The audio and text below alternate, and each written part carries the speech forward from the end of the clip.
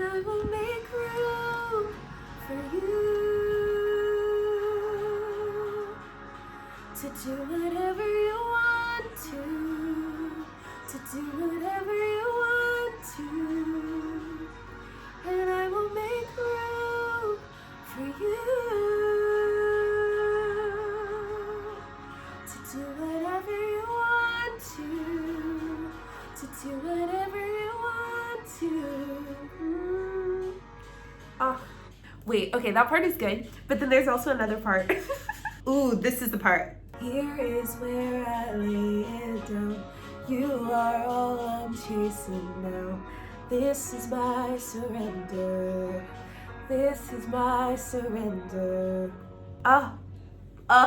So good. Okay, why am I singing at you? What is this video about? Why am I sitting like this? I'm so used to being at the beach nowadays that whenever I put this arm back. This is what it looks like to have a body at rest. A body at rest. The singing is about something I was thinking on my flight to Bali yesterday. Insert cute videos of the pretty things I've seen so far, the things I've eaten so far. Literally, Bali, it feels very peaceful here. This is only my first day. But it feels very peaceful here, and I feel very aligned, like I'm getting my business together, like everything feels good. And I was asking myself, why does everything feel good? And then I thought about that song I sang earlier, I Will Make Room for You. And whether you're religious or not, literally surrender and letting go are so necessary. They're so important when you are trying to do things you've never done before, and when you're trying to manifest things into your life that your body just isn't used to. Instead of pushing, you are committing to being mindful, to being present, and to allowing things to come to you in the way they're meant to. And so I've been singing that song every single morning for a while now. And just that idea, I will make room for you. Your way is better. I'm just here living the human experience, and I'm just guided by this like divine force that's leading me exactly to where I'm supposed to be. Like, how beautiful is that? Here is where I lay it down. You are all I'm chasing now. This is my surrender. You know what's funny? Whenever I think of myself, I think of that scene in Mean Girls when Tina Fey is like, you know what I am? I'm a pusher, Katie. I'm a pusher. And to be quite honest, I'm a pusher. I'm a recovering pusher. And I'm sick of that. For the last few months since I've been traveling, I've been allowing, and what a beautiful way that is to live. I don't need to push for the things that I want or for the things that I know are aligned with me. The things that are meant to be there, they gonna be there. So yes, in this video, I wanna talk about 5 things you receive when you finally surrender, when you finally just allow, when you get out of that pushing state, and when you just get into the mentality of this. Of I'm chilling, I'm vibing, everything is good. Everything is good no matter what happens. There's a popular meme where people say like therapy, $1 million. The advice, it is what it is, $0. And that's how I feel, like it all just is what it is. So yeah, so that's what this video is all about. In this video, I'm also going to reread The Alchemist. Let me grab it.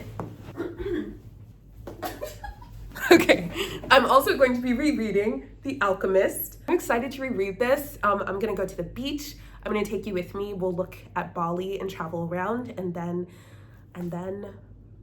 yes. So 5 things you receive when you surrender is what this video is about. Let's get into it. Boop.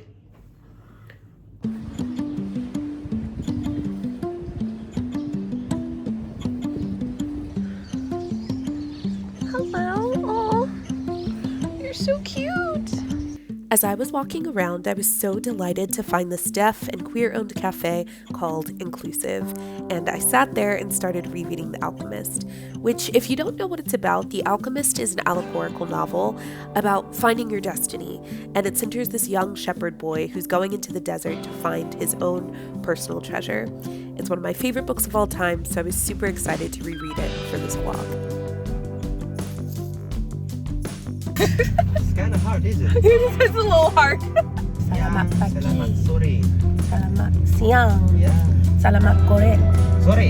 Sore. Yes. Salamat sore. Salamat malam. Which one is that?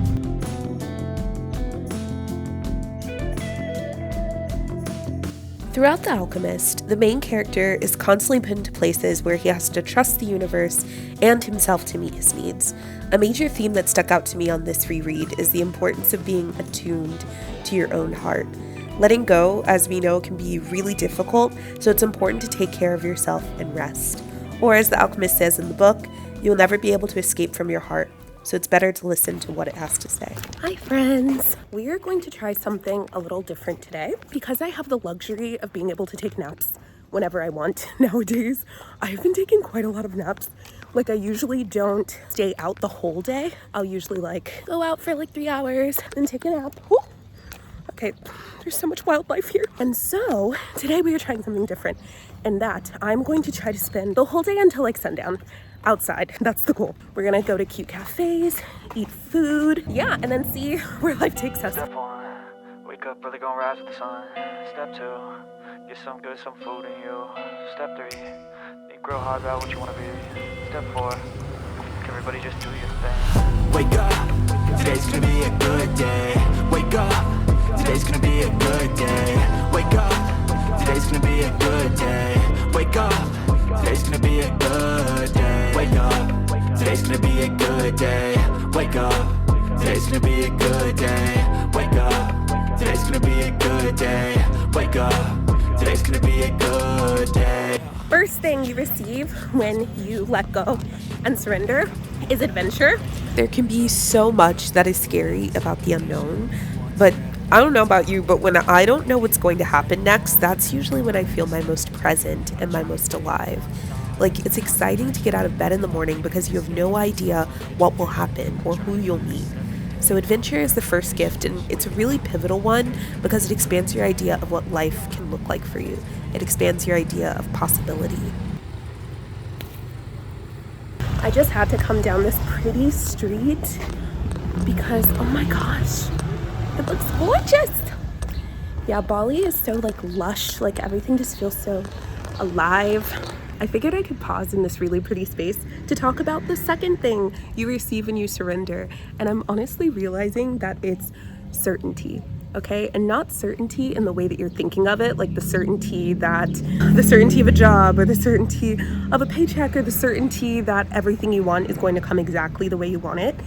Instead, it's the certainty that you are living in alignment with what you're supposed to be doing. So even if things don't work out exactly the way you think they will, there's still a feeling of certainty because you know that what you're doing is what you should be doing and where you're being led is exactly where you're supposed to go. I think more than any other time in my life, I feel aligned and I feel exactly where I'm supposed to be. And that's a rare feeling. So it's a good thing to be excited about that and to embody it as well. So that's point 2.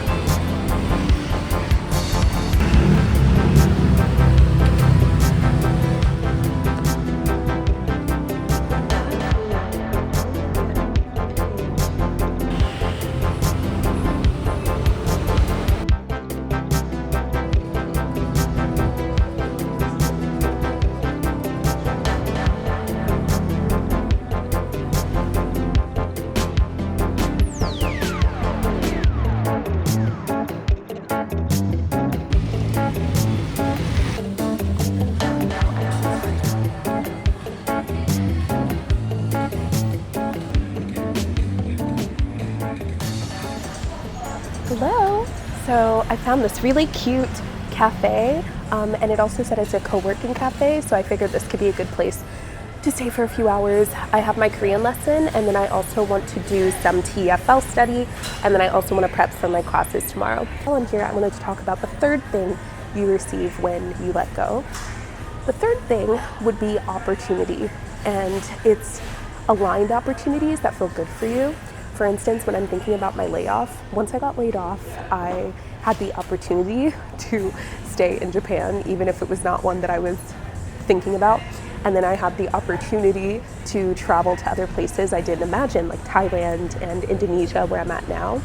So when you are surrendering and allowing the divine to lead you to where you're supposed to go next, it often leads you to opportunities that you couldn't have foreseen, that you couldn't have planned for.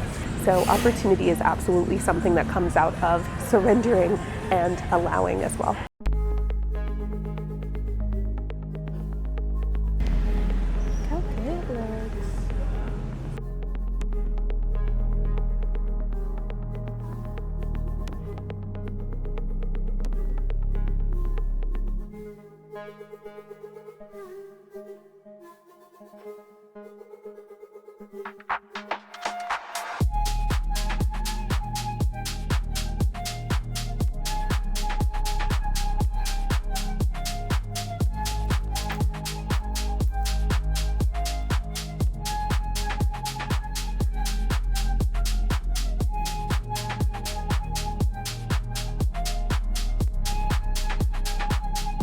I bought this frog with this coin in its mouth at the first market I went to. I got this little froggy because it reminds me of a frog I met when I was in Thailand.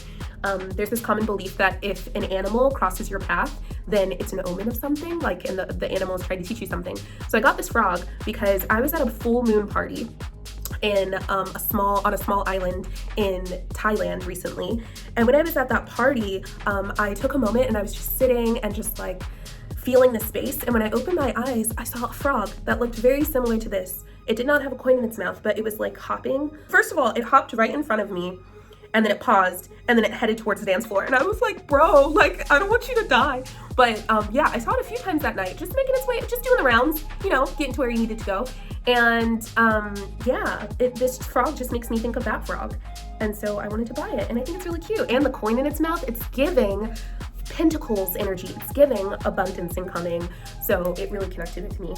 So finally, points 4 and 5 of what you receive when you surrender. The fourth thing you receive is presence. And actually, when I was reading The Alchemist, there was a part that really spoke to me about presence. There's this moment where he's in the desert and he's getting closer and closer to his treasure, but it's turning into a longer journey than he thought.